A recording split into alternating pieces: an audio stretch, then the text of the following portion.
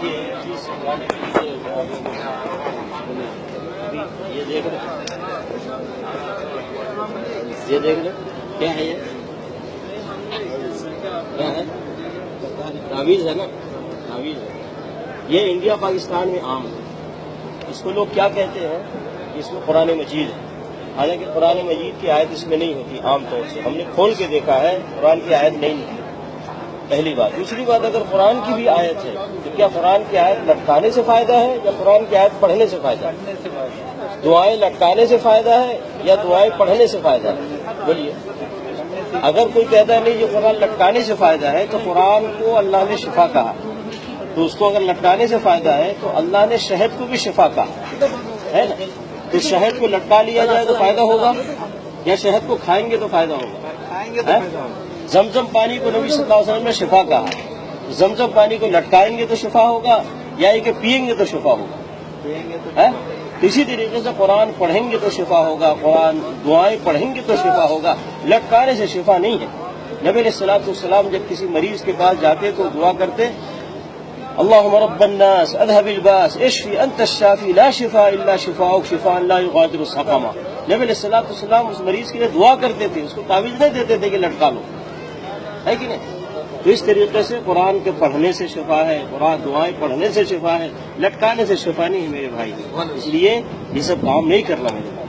نبی علیہ الصلوۃ والسلام نے کبھی کسی کو تعویذ نہیں دیا، نہ اپنے بیٹی فاطمہ رضی اللہ تعالیٰ عنہا کو، نہ اپنی بیوی عائشہ رضی اللہ تعالیٰ عنہا کو، نہ اپنے نواسے حسن حسین رضی اللہ تعالیٰ عنہما کو، کسی کو نہیں دیا. نبی علیہ الصلوۃ والسلام حسن حسین رضی اللہ تعالیٰ عنہما کے لیے دعا کرتے وَعِيدُكُمَا بِكَلِمَاتِ اللَّهِ التَّامَّةِ مِنْ كُلِّ شَيْطَانٍ وَهَامَّةٍ مِنْ كُلِّ عَيْنٍ لَامَّةٍ.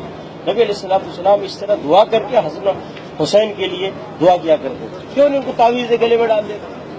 بلکہ نبی صلی اللہ علیہ وسلم منع فرمایا، کہا من تعلق تمیمۃ فقد اشرک، جس نے تعویذ لٹکایا اس نے شرک. تو تعویذ میرے بھائی اسلام میں نہیں ہے، دین میں نہیں ہے. اب اس کے بعد لٹکائیں گے؟ بولیے. نبی علیہ الصلوۃ والسلام کے خلاف کوئی کام کریں گے؟ نہیں کریں گے نا، نہیں کریں گے نا.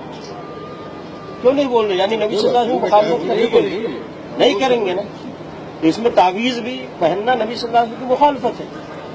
کریں گے یہ مخالفت؟ نہیں کریں گے. سیدھی سی بات ہے. جو نبی صلی اللہ علیہ وسلم سے ثابت ہے وہ کریں گے، جو ثابت نہیں ہے وہ نہیں کریں گے. سیدھی سی بات.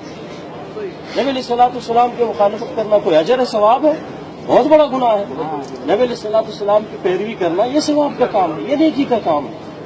سمجھ گئے میرے بھائی؟ اس لیے اگر کوئی مولوی، کوئی مفتی، کوئی حافظ قرآن اگر یہ چیز دیتا ہے تو نبی صلی اللہ علیہ وسلم کی مخالفت کرتا ہے. ہم نبی صلی اللہ علیہ وسلم کی مخالفت نہیں کریں گے. حافظ صاحب کی، مولانا صاحب کی، قاری صاحب کی، مفتی صاحب کی مخالفت کریں گے، کیونکہ ہم کو اللہ نے اپنے ساتھ اپنے نبی کی پیروی کا حکم دیا. یا ایھا الذین آمنوا اطیعوا اللہ واطیعوا الرسول، اے ایمان والو اللہ کی اطاعت کرو، اللہ کے رسول کی اطاعت کرو. کسی مولانا صاحب، مفتی صاحب، حافظ صاحب، قاری صاحب کی اطاعت کا حکم نہیں دیا گیا ہم کو. اس لیے میرے بھائی خیال کریں، نہ یہ آپ لیں کسی سے نہ دے کسی کو، بلکہ اگر آپ نے اس کو نکالا کسی کے گلے سے تو آپ کے لیے بڑا ثواب اور اجر.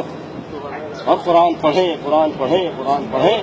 قرآن پڑھنے میں شفا ہے، قرآن سمجھ کر اس پر عمل کرنے میں ہدایت ہے، اور دنیا میں عزت ہے اور آخرت میں نجات ہے. سمجھ گئے نا میرے بھائی؟ اس لیے خیال کریں. آج محمد صلی اللہ علیہ وسلم کی مسجد میں ہے اس وقت. اسی جگہ سے نبی صلی اللہ علیہ وسلم دین سکھاتے تھے، سمجھاتے تھے صحابہ کرام کو، اور اس پہ وہ عمل کرتے تھے. نبی صلی اللہ علیہ وسلم فرمایا علیکم بسنتی و سنت الخلفاء الراشدین المہدیین، لازم پکڑو میرے طریقے کو اور میرے خلفاء راشدین کے طریقے کو جو ہدایت یافتہ ہے. سمجھ گئے میرا بھائی؟ خیال کریں. ہم یہ پیغام دے رہے ہیں یہ نہیں کہ ہماری بات مانو، اللہ اور اللہ کے نبی صلی اللہ علیہ وسلم کی بات مانو.